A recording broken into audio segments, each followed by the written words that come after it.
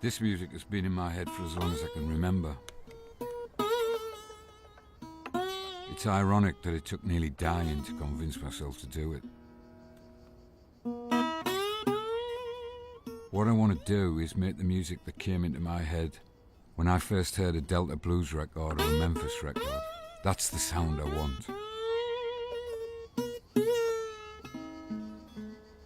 After 20 years of gigging and 20-odd albums, I finally reached the point where I'm ready to make it.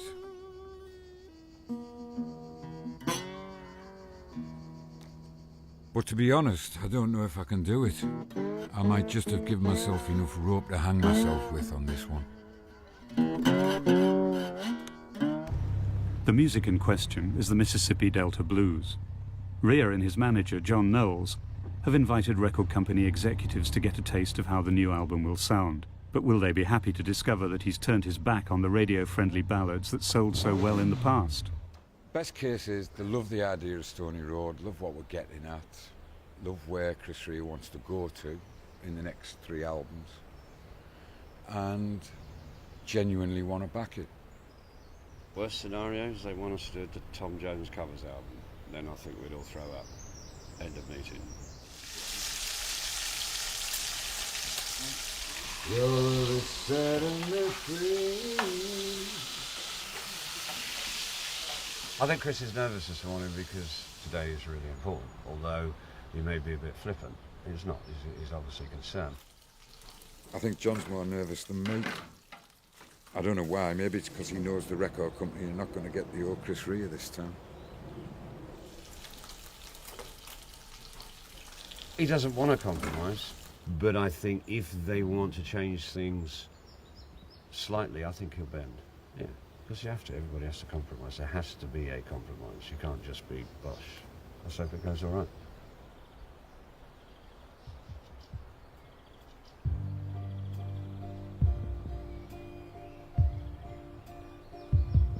Well, now come on, easy ride. While the camera-shy executives listen to his demos, Rea is very aware that in the current climate, you start from scratch every time you embark on a new project. A reputation and a track record no longer count for much in the marketplace, which means that the record company's support for what they're hearing today is vital.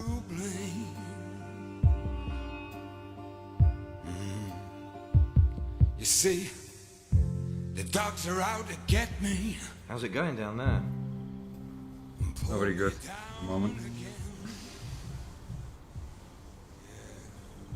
I get very detailed and intricate about what I want to do, and tend to lose people and they get confused. But why have you come out when it's your songs they're listening to? It's a difficult moment. You know, if there's something they don't like about it, they have to stare at the speakers and wait for the song to end, and body language, everyone's watching each other's body language. It's awesomely awful. This twisting pain I come to know.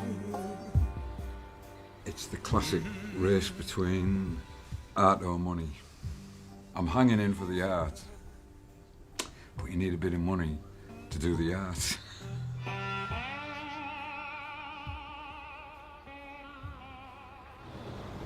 After 2 hours of staring at the speakers, the record company men leave, keeping their opinions to themselves. I have to try and carry on delivering what I want to deliver. And we'll see the next instalment.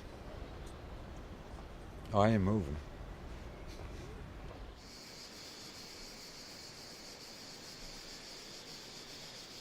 He's chosen to record his new music in the south of France, returning to a studio where he made most of his biggest albums. I've always loved Miraval very much because it's not Côte d'Azur. It's not posh. You know, sometimes the hot water works, sometimes it doesn't. I've always loved this crumbling, decaying in the sun. We started using it because it was cheaper than using a top London studio. The fact that it happens to be in a hot part of France is a bonus. But quite frankly, if this place was in the middle of the Yorkshire Moors, I'd want to be there. He has favourite musicians too, but for this project he's added extra instruments to help him get the blend of sounds he's after. We have a collection of strange musicians, accordions, banjo players, bass players from Madagascar, and they're all in that room over there, and they're all wondering what on earth they're doing here, and they're about to find out. Heading for the city. It's basically 4 parts. The first part is Debussy. Well, first Miles Davis. And then into the Debussy bit.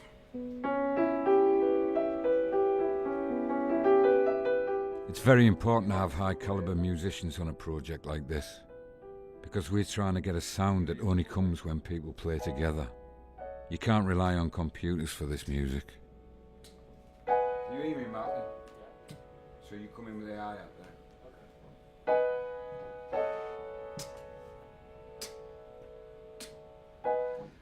Once we've done that, you and I for now will just hint at John Lee Hooker. Give us a bit of hi-hat, man. And be all my friends packing up, loading up the Volvos and over the last 15-20 years I've been making music that to the loyal Chris Rea fans was only an aroma of what they see me do live, and the more bluesy side, the more gospel overtones in the singing, which very often get ironed out of the compromise of production over the years with producers, record companies, etc.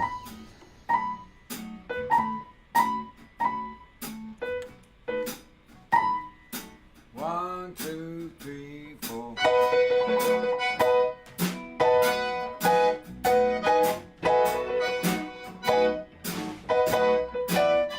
And I thought, well, if I get through this, I'm going to write the album that I want to go on my headstone, if you like, should something terrible happen.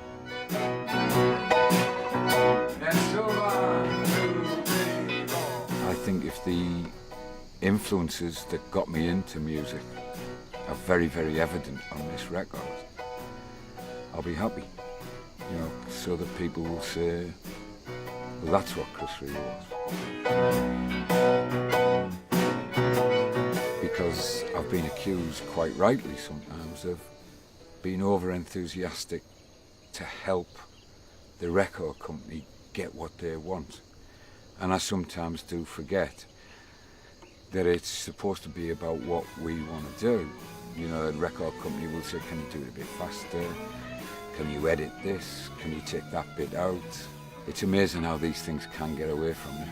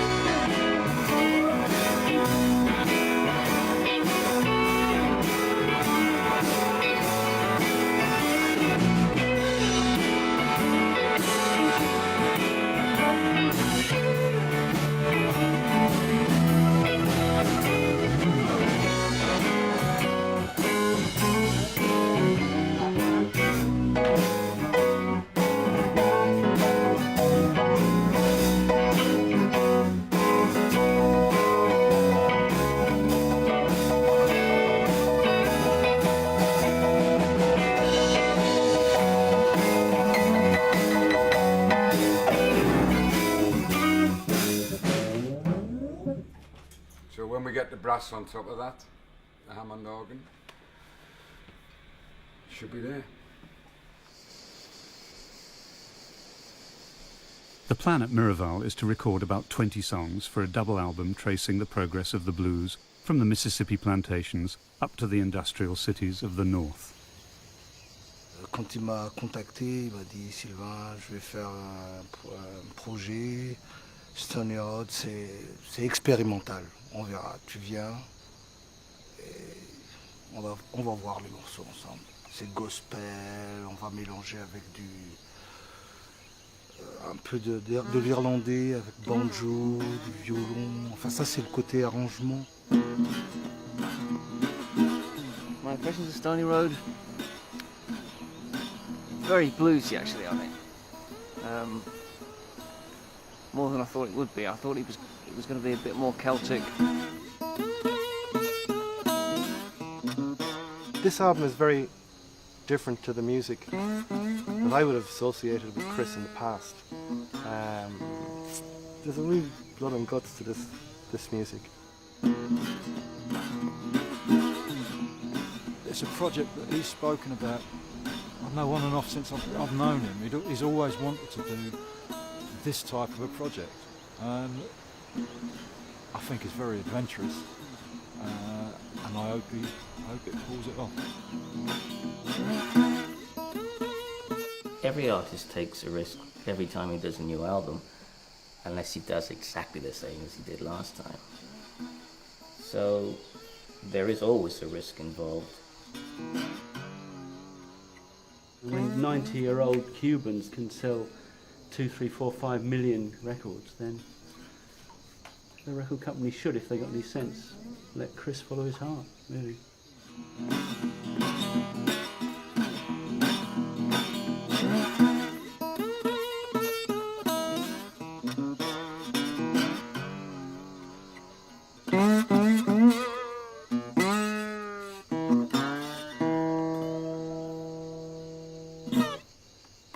That's basically the nut of what we're trying to get across.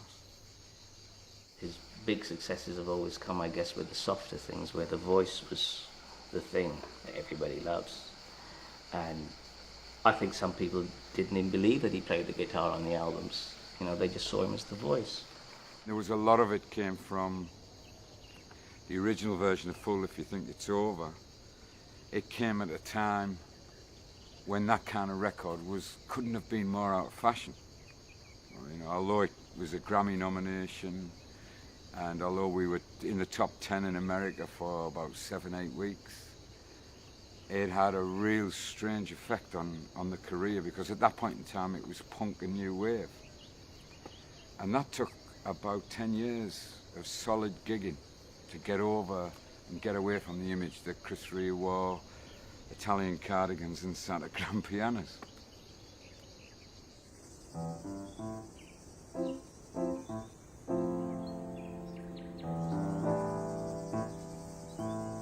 Millions of people can sing Fool If You Think It's Over, but only one man knows how it was supposed to sound. Fool never turned out to be the way I intended it to be.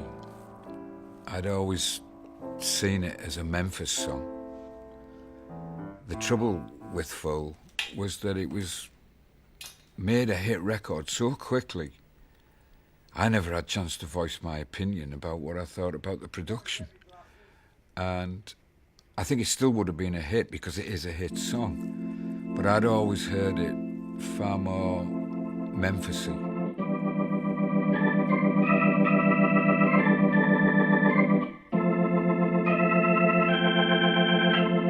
I've still got a piece of paper at home that I found recently that was the original lyrics for Fool If You Think It's Over, and on the top of this piece of paper it says, Fool If You Think It's Over, song for Al Green, 90 beats per minute, Al Jackson drums.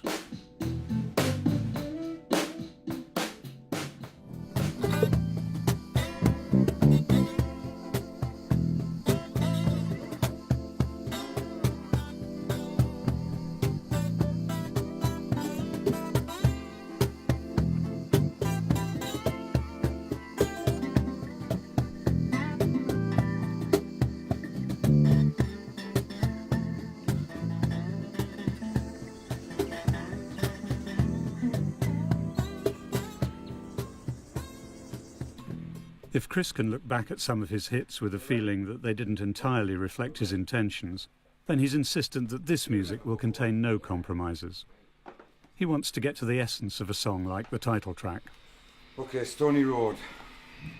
Banjo, Martin, Silver. I'll give it 1, 2, 3 for you.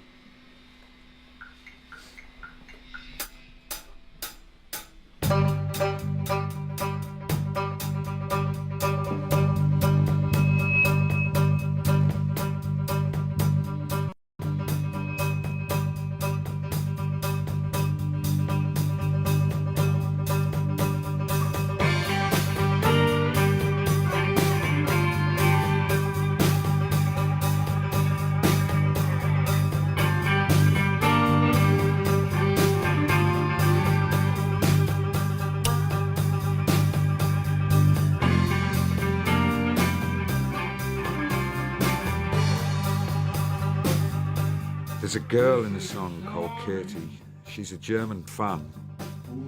Katie's had about 5 or 6 extremely serious operations. But what is more awesome is the strength that this girl has. She goes through hell still. I'm stunned at her strength. When this terrible illness befell me, I took strength from thinking about Katie. They can't go dancing down that stony road. See you laughing through the pain, such a heavy load. They can't dancing down that stony road.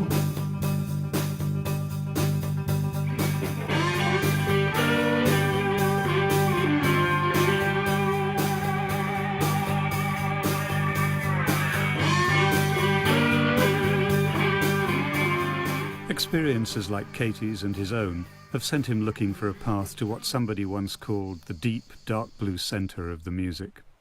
The predominant emotions are longing, the pain of deep sadness, and sometimes anger. A soulful longing would be something like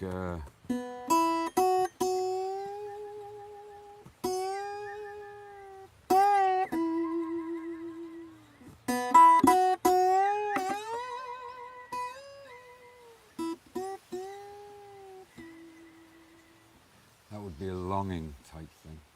And if you're feeling a bit angry and you want to move and you feel chained down, it would be like now you see, I've got to get into this. See, I can't go from one to the other too fast because I was actually starting to feel quite peacefully longing, so let me get angry. I think it's something I really don't like. Record company executives.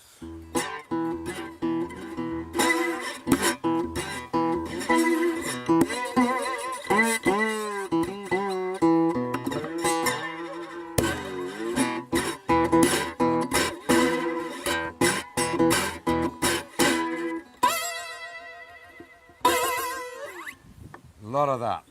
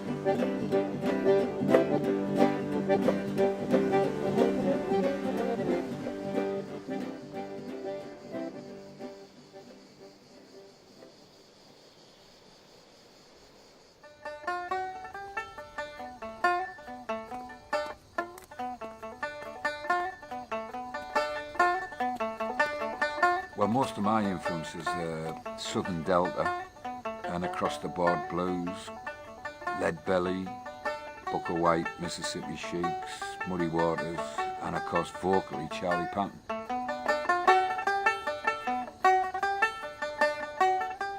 When I heard Charlie Patton, I didn't know it was him, I didn't know who he was. I just heard this record coming across on the radio. Just that sound that afternoon. Just thinking, that's exactly how he's singing, is exactly how I feel. I just identified that this man was transmitting some kind of pain in terms of emotional pain. And it just rang a bell, big bell in me. But it wasn't just Charlie Patton's voice that caught his ear. On those early blues records there was another sound, a sound that changed his ideas of what music could be. A musician in his hometown told him what it was. It didn't sound the same as other guitars, and he told me it was something called a bottleneck or slide guitar. There seemed to be more expression in this, very much like a saxophone. And there were also places in the bottleneck where there was no set note, so you could really give expression, you know. So 2 weeks after hearing Charlie Patton, I was the proud owner of a Hofner guitar, an amplifier. Total cost £32. Sat in my bedroom, making a racket and really worrying my parents, because if I'd have been 14, they would have said, oh, this is something he's going through, he's crazy, he'll grow up. But to them, I was relatively an adult then, and it looked like I was suddenly going off the rails, because everything around me just completely disappeared. There was only this music. What I found was that by burying my head in playing these single notes on slide guitar, it made me feel better. That horrible, uncertain, fearful thing that's inside of you seemed to disappear when you play. This guitar's been on probably every hit he's ever had. It's Still River, Heartbeat, Nothing to Fear on Banana Skin, Let's Dance, Josephine, Julia, Auberge, Road to Hell, on and on. He's had it since 1978, since before my time. And it's old. I've seen him through 20 odd million albums at the moment, so hopefully it sees through to another 20 mil.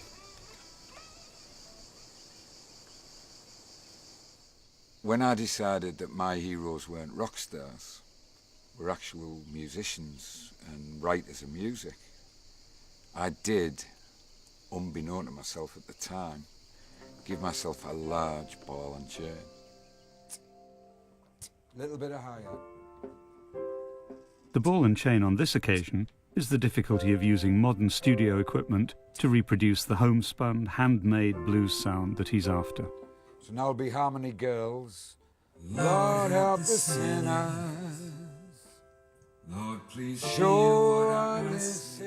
You cannot go back in time. You cannot pretend that you're in a cardboard box studio on some backlot in Memphis or Louisville or wherever, because it's just not there anymore. Okay, this is the third part. Sun is rising. Sun is rising. The funny thing about the sound we're looking for on this record is that the guys who made the blues records and the sound they got that we love, they would actually have preferred to have had a modern recording studio. Sun is rising.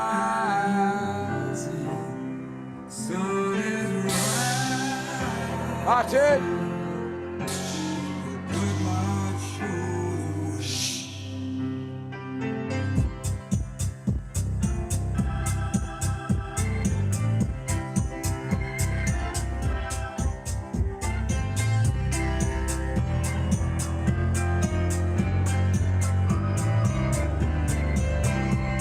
start, double tap.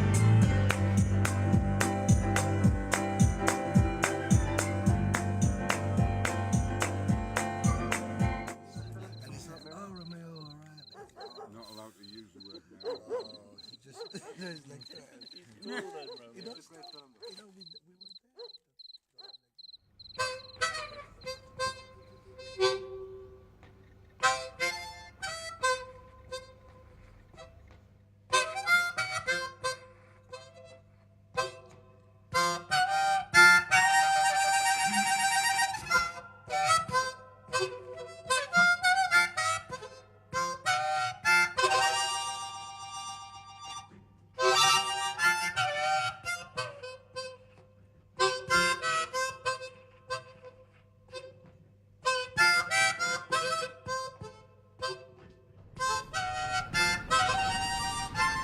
But while Chris wrestles with the problem of evoking the sounds of the past, John is struggling with the present-day problem of persuading the record company that a double album of blues is not commercial suicide.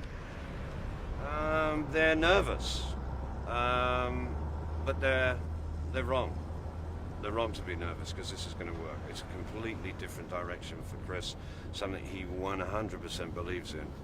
Historically, blues albums don't sell, but you know, there's a change. You know, Buena Vista has been a huge, huge album. These are 80-year-old Cubans.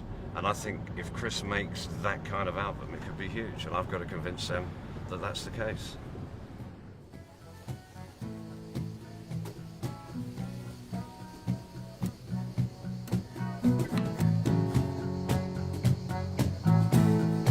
Twice as long second time.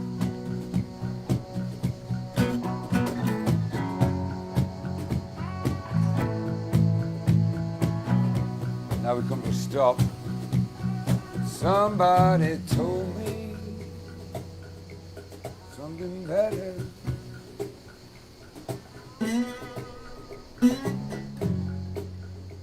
We'll go outside and we'll play amongst ourselves, and you're all very happy, and you're not thinking about it professionally because you're outside. You're thinking of it on a level of how much joy and how much fun is this giving me. And everybody's been really, really happy. And then we take it into the room on an afternoon, and suddenly someone starts asking questions. Is the bass loud enough? You know, where you never asked yourself that this morning outside down by the Red House, for example. And one of the big examples is the slide guitar on an acoustic guitar. You're outside and you're playing away and you're happy as a little kid in a toy shop. And as soon as you get into the studio and you get mic'd up, you start to notice that your hand's banging on the guitar, your bottleneck's rattling on the neck.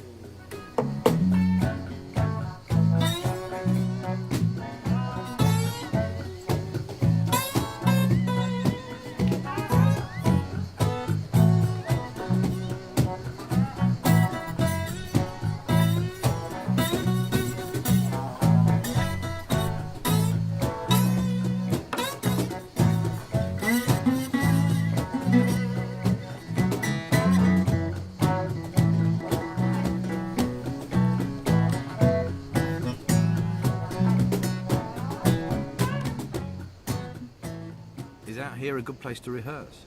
It's okay for getting the sun tan, but also you test the strength of the arrangement this way, which is good. It's got to work at this level. If it doesn't work at this level, there's something wrong with it. Got to be moving, moving, moving on, yeah.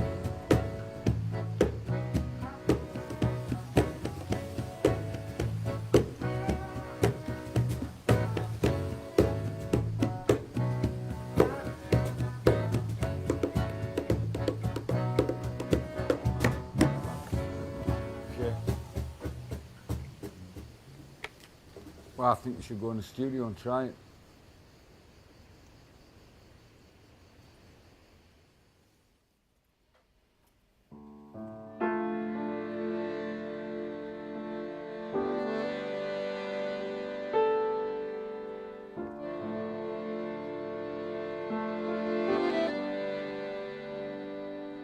Somebody told me there's something better down that way. So don't try to hold me, 'cause all I got to say is can't stay. I got to be moving. I got to be moving on. Oh, I got to be moving on. Oh, free. Nothing can hold me down. What you're loving is what you found. So don't try to change it. I gotta be moving. Yeah, moving on.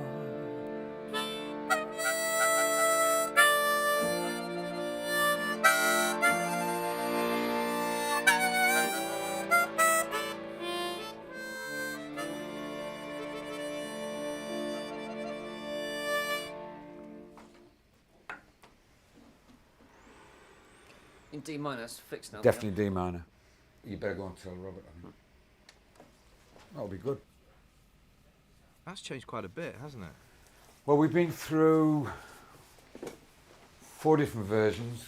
We've tried it outside, we've tried it with a lot of beating drums, and it tends to sound not as soulful, not as gospel-y blues. And we just think it works this way. We get more shivers this way. And it's simple. So I think this is the way it's going to be now. We always go through the evolution of a song, trying it 4 or 5 different ways. I think this is going to be it.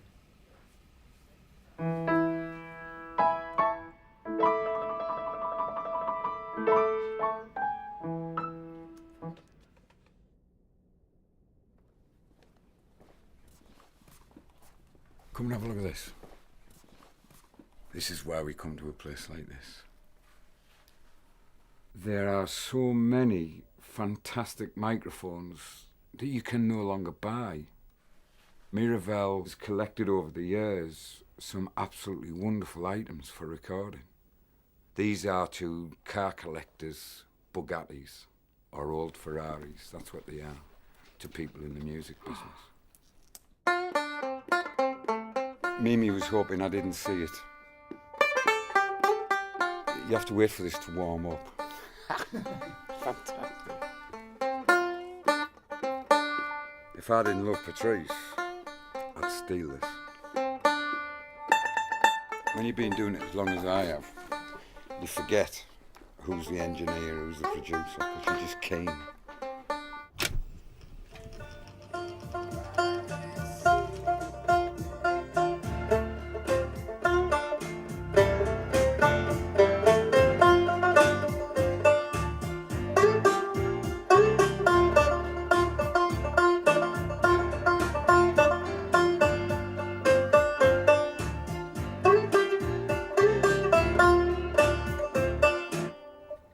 Out, Jerry. The banjo is very, very important to me for Stony Road because that's where all the guitar licks originally came from. You know, the banjo was there before the guitar.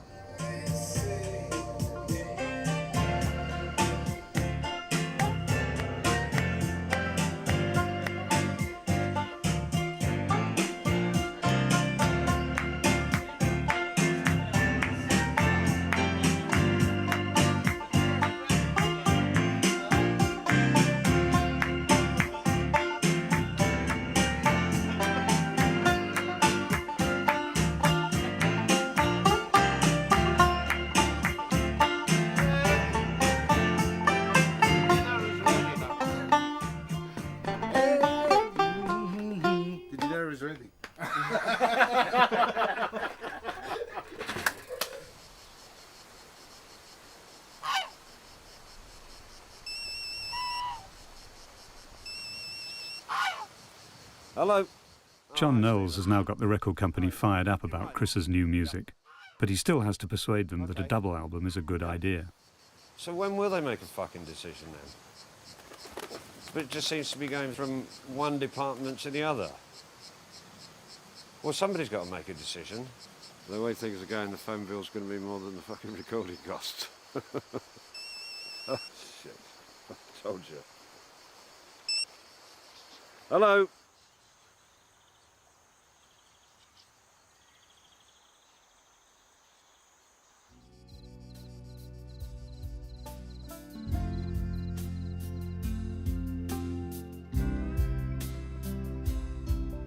The funny thing is, I never wanted to be a singer. It was an accident. One night a recording company came to see the band I was in. Because I was the writer, I was the only one who knew the words for the new songs. She shines a light where... So that night, they forced me to sing. And the next day, the deal was a recording contract only if I was the singer. So I took the chance. She understands what makes me smile and lets me know that without showing. I need to tell her, need to show her how deep she goes. I would like a higher voice. I do sometimes write some songs that have very high catchy chorus lines. And although they're in my head, I can't get them out. The thing is, my voice is a trombone, not a trumpet. And it never will be. And rings out the loudest bell with whispered words that scream out all the peace in me.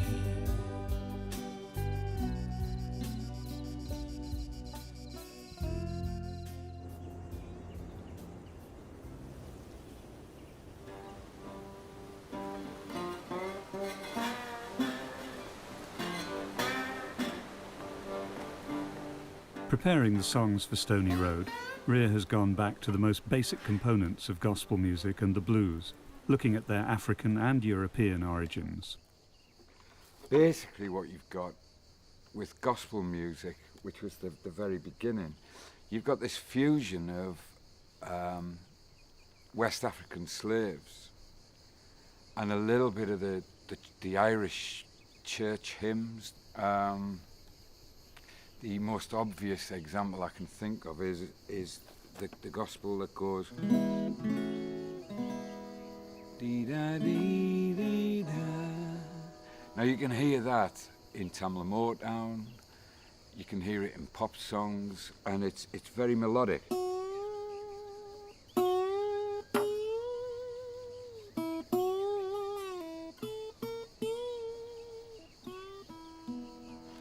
Whereas by the time it got to Chicago, a lot of it had developed a shuffle, which came because of the rhythm of the trains. The rhythm of the tracks was going da-dum, da-dum, da-dum, and a lot of guys started playing along to it.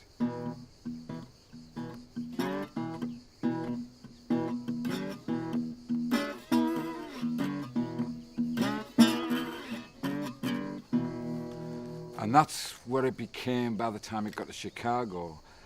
In Chicago, you also have the birth of electric bass and drummers in the clubs. So the gospel, the country blues became a little bit more aggressive, so you get things like...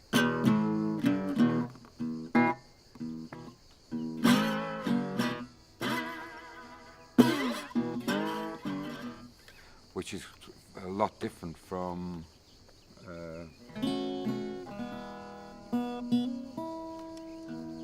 and a lot of the early stuff in gospel was about salvation, whereas you will find in Chicago a lot of the stuff is about, most of it's about sex and having a good time and the desire to have a good time, either with alcohol or with women or people of the opposite sex, or pain caused by being drunk and having sex and getting your heart broken.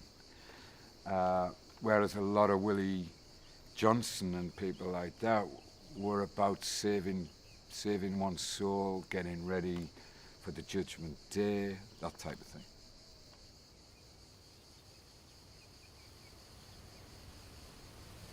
I think every person who does the blues invents and evolves their own way of purveying the blues. Between the eyes of love, I call your name. I mean, I even think that, in fact, I'm absolutely sure that On the Beach is a blues song. It is a song about longing to be on a beach with somebody in a day gone by, and you're aching for that day to return.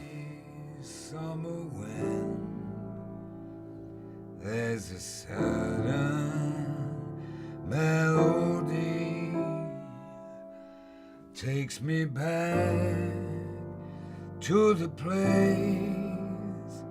that I know.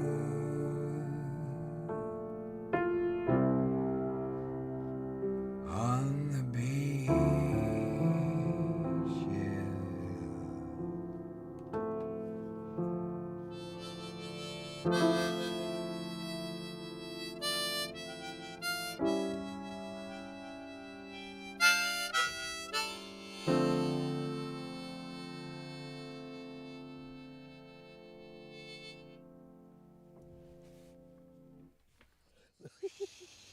Easy.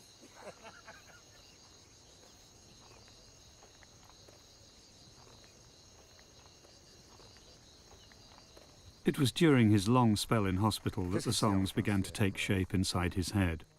One of the key tracks, called Easy Rider, was inspired by the night nurse who saw him through his lengthy recovery. We used to call her, we started calling her Easy Rider, you know, the lady with all the morphine. And I came up with an idea of stocking up on my painkillers, doing without them through the day, because they were trying to take us off the heavy painkillers.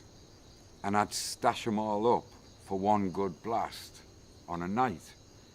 And so I could put in a day's dose in one shot. And that's where this song comes from.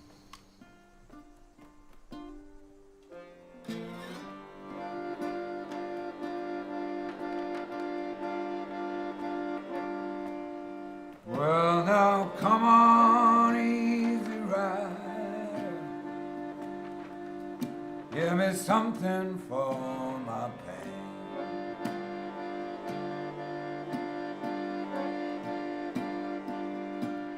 Yeah, come on, easy rider,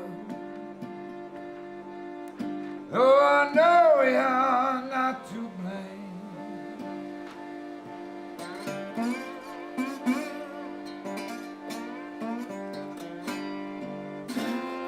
Dogs are out to get me and pull me down again. Yeah.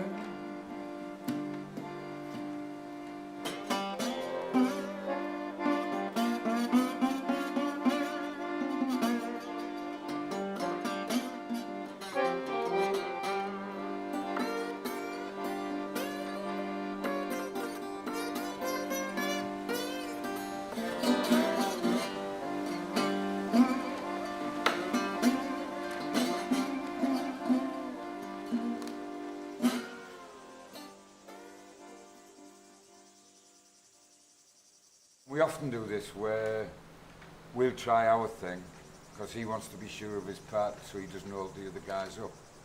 And it's a question of experimentation, really. Will the accordion work? How will it work? He hasn't got a clue what my idea is, so we have to thrash it out.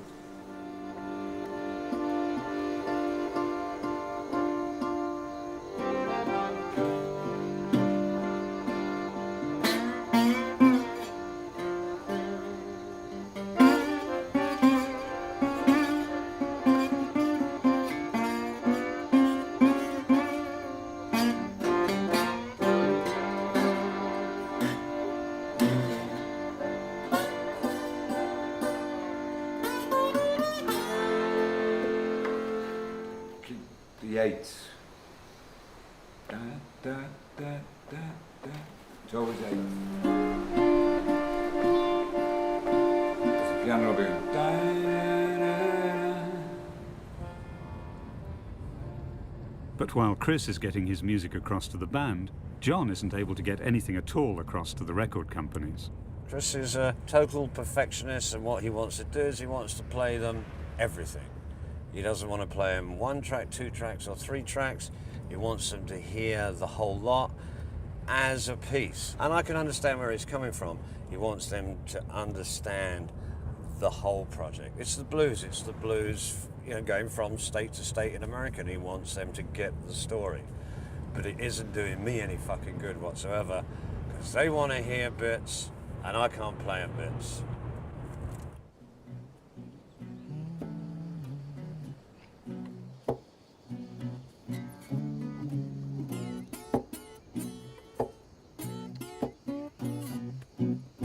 It's very clear the way the pop music actually fused with the riverboats and a lot of the black slave things from Senegal and West Africa. Or even more with rap and hip-hop. It's a lot more ethnic now than it ever was 20 years ago. Tamla Motown was based on gospel and blues fusion. But some of the rap stuff now is pure ethnic, without a doubt. I love it.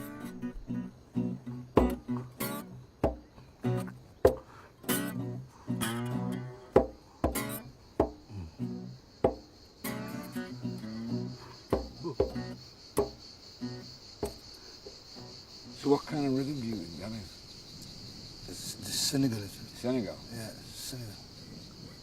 Old, eh? Vieux? It's très vieux, très...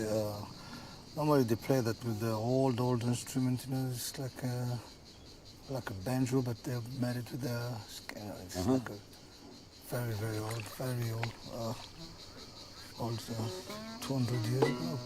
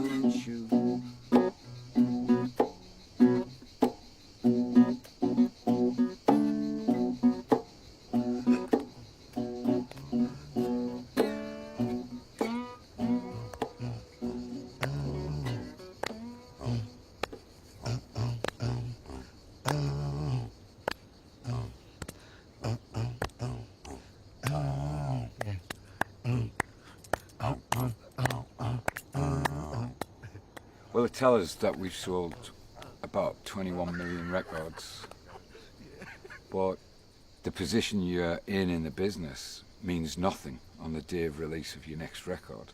It's like your first record, you're starting from scratch, because the business has changed so much. Up to 7 years ago, there were people who bought albums, who loved with records, side 1 and 2, who faced speakers on a night and listened to an album as if it was some kind of performance. And you actually wrote an album like that, with that in mind. You know, it was very important what was on the beginning of side 2. It was very important the end of side 1 and the finale on side 2. And a CD, you dive in. You know, you can pick track 3 and then 6. You could never do that. For example, if you sat there with a glass of red wine or a marijuana joint, keep getting up and moving the needle. So you used to listen to the whole record.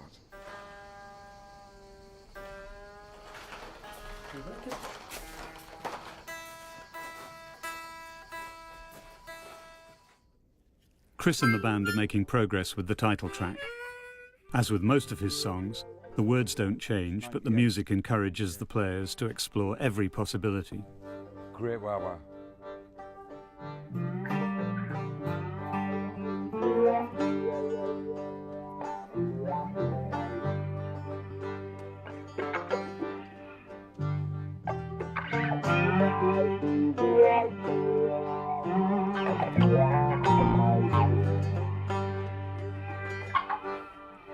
This is the story. Well, this is the way. So you thought we were going to go to F? I thought that was the chorus. F is only the third time, yeah?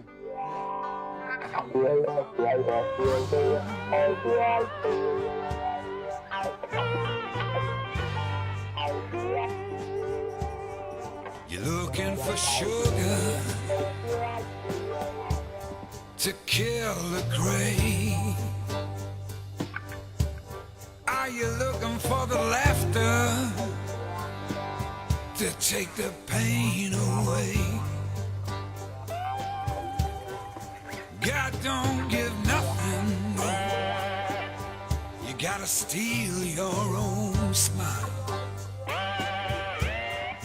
Learning to find it in the tears of a child. Me and Katie, we go dancing down that stony road. See her laughing through the pain. There's such a heavy load. Me and Katie dancing down that stony road. Let's go dancing.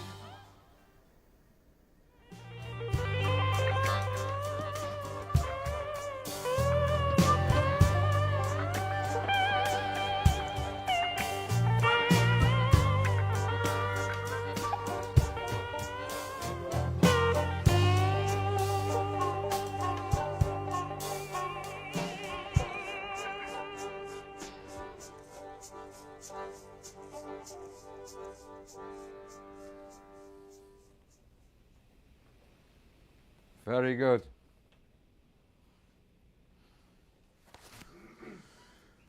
Finally the one. How many versions is that? Exactly 19. And you're going to go with that one? Yeah, definitely. Why is that one so right? Just everyone played with great feeling. Has it changed a lot? Yeah, it's been like a ZZ Top thing. It's been like an old Chris Rea thing. It's been without drums at all. I've lost count. I'm learning how to pretend I am in 1930 recording studio with not very good microphones and an awful lot of feeling going into the live performance. It's like going back to school.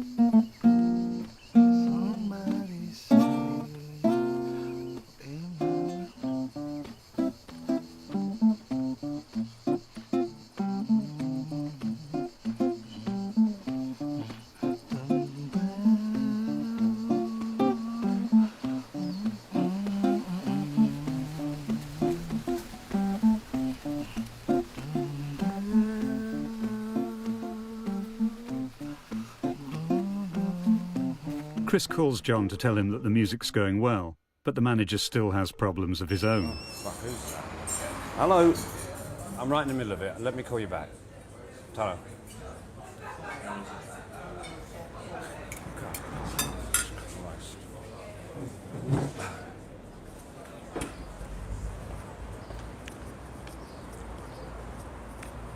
Come on, lads, you must have enough by now. Give us a break. We're trying to have our fucking lunch. Thank you. On board. The tension in London affects the mood at Miraval. I won't go in there today, mate. It's a bit feisty today, I would say. That's all I'm saying. I don't know what to do. What's the problem, mate? I can't make this fit in that tune. We've done it 6 different ways. Which way do you want? I don't know. I'm just confused. I know what I want. We haven't done it the way we want it to be yet. That's actually 7 different ways we've done it so far. It's the same way, it's just that the 7 ways haven't worked. I don't know. I mean, I've tried to strip it back to try and get some sort of one of these riffs we keep talking about, but I've no reference point for it. Tommy, we won't be at lunch. Tell everybody else can have it. We've got to stay till we get it, because we're all going to turn into pumpkins soon. Time's disappearing. You just don't see how a banjo can play a semi-guitar part, do you? Yeah, because it's not an electric guitar. I don't have the sustain. Guitar. That's why you're here. At the end of the day, it's your song. I've just been honest there. I had to say that. Well, let's roll our sleeves up. As soon as we cracked it, we can eat. Okay. We'll start very slowly from the top. Okay. Yeah. What's it in C? Oh, for fuck. It's indeed, Jerry.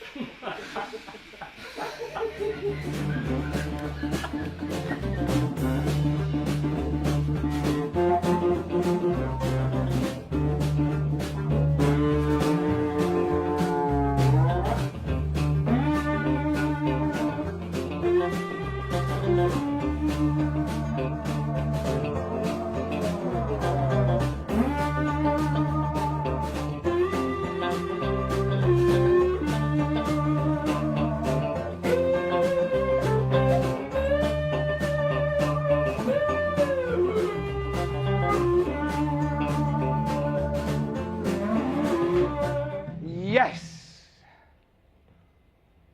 Good.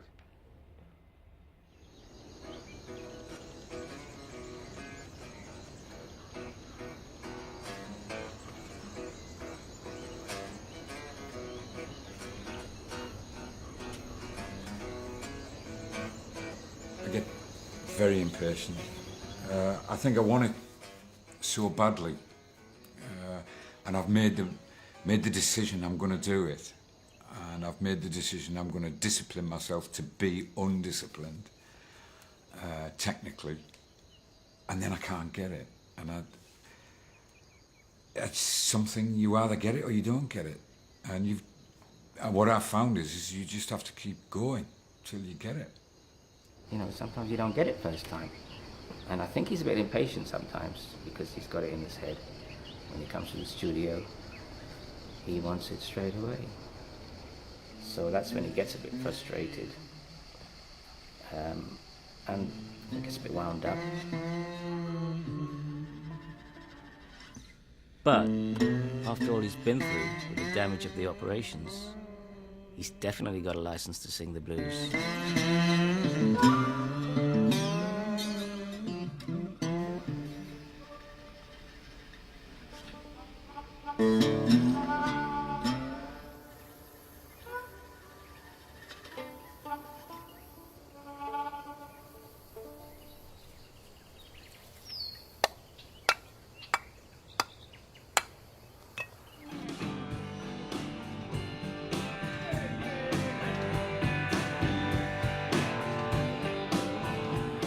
Although my life sometimes to the outsider looks glamorous, there's an awful lot of responsibility goes with the territory. I've known the guys for 20 years. We've been through a lot together, but whenever that red light goes on, I'm on the front of the ship on my own. Blue guitar, capo. In the end, it isn't all systems equal.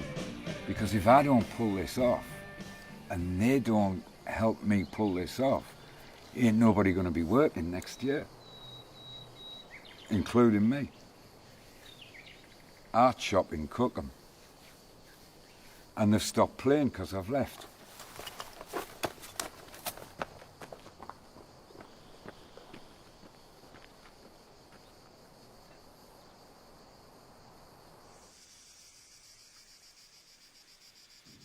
Summer at Miraval is drawing to a close.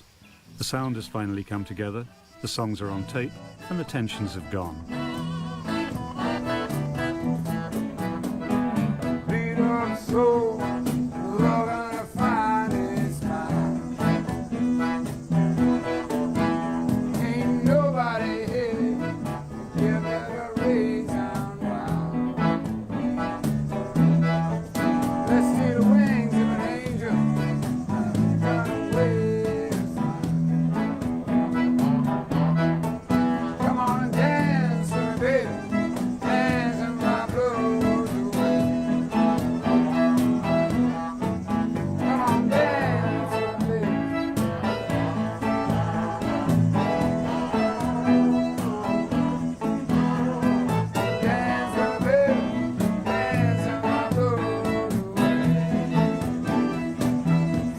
Dig in. Dig in. Lots of attitude.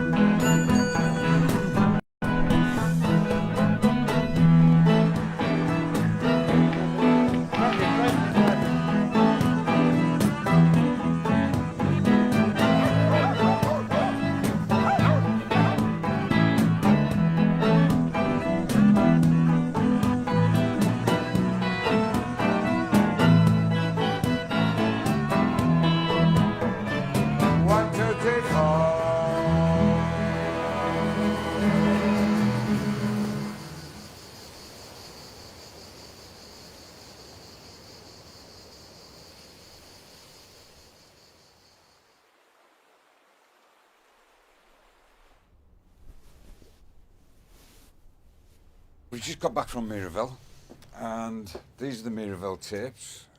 And basically, I've come in on a Sunday on my own because I can't actually wait to get my hands on all this stuff.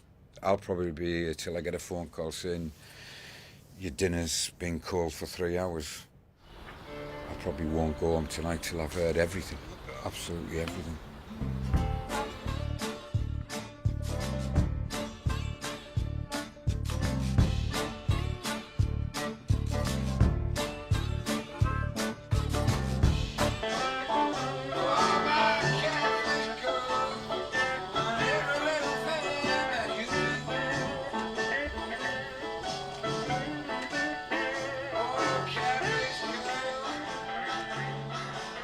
Chris, this has been a long haul. Now you're about to send this music out into the world. Are you more than usually nervous about it? I used to be nervous. When I was in the young man's game, I was very nervous, and I was always trying to think of ideas of selling a record. Sometimes I overworked in that direction, you know, speeding songs up, hardening mixes, trying to give radio what radio wanted to help the record company sell the record. But compromising doesn't work, you know. When you're over 45, you aren't in the Spice Girls business, and you don't even compete with them. It's something else. It's like racing cars that in the end can only race in historic championships, and that's in a way what we're doing. We're going back to the old smell of racing oil. That's how I like to look at it.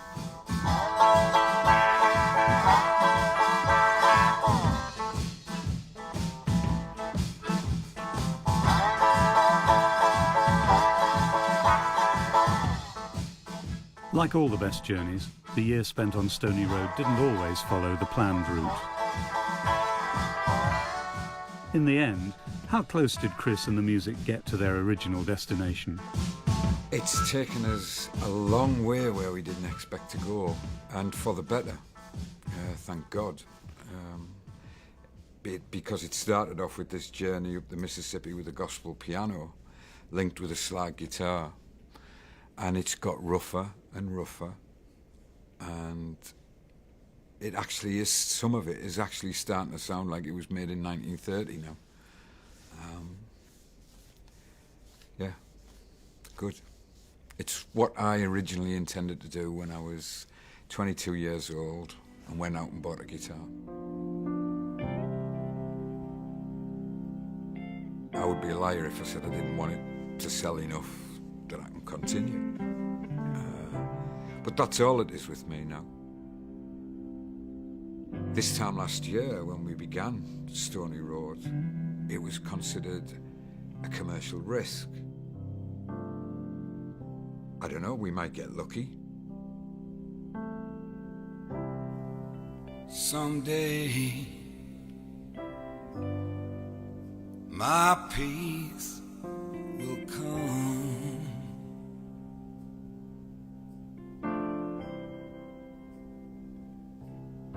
Oh, I know my peace will come.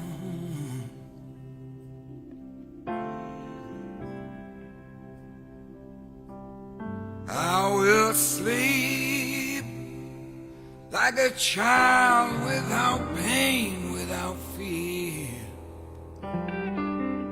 like a smile in the afternoon sun. Oh, someday my peace will come. It would be nice for me if people said, yep, he did start because of the blues. It sounds like he did. And yeah, that's what he really is. That's what he really likes doing. And I'd like to think that they thought I was pretty good at it. Good enough, anyway. Lord, can you hear me? Oh, I know you know my name.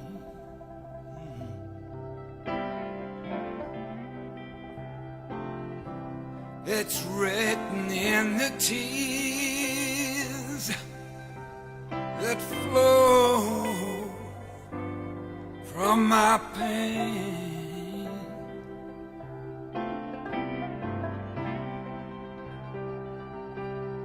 Broken hearted,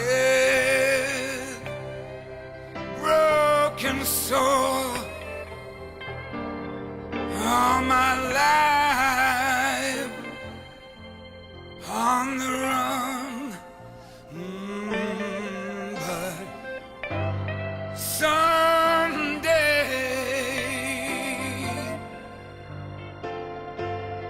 yeah,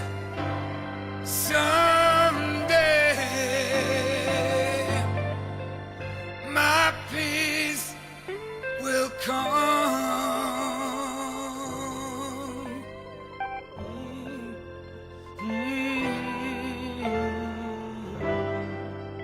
Someday,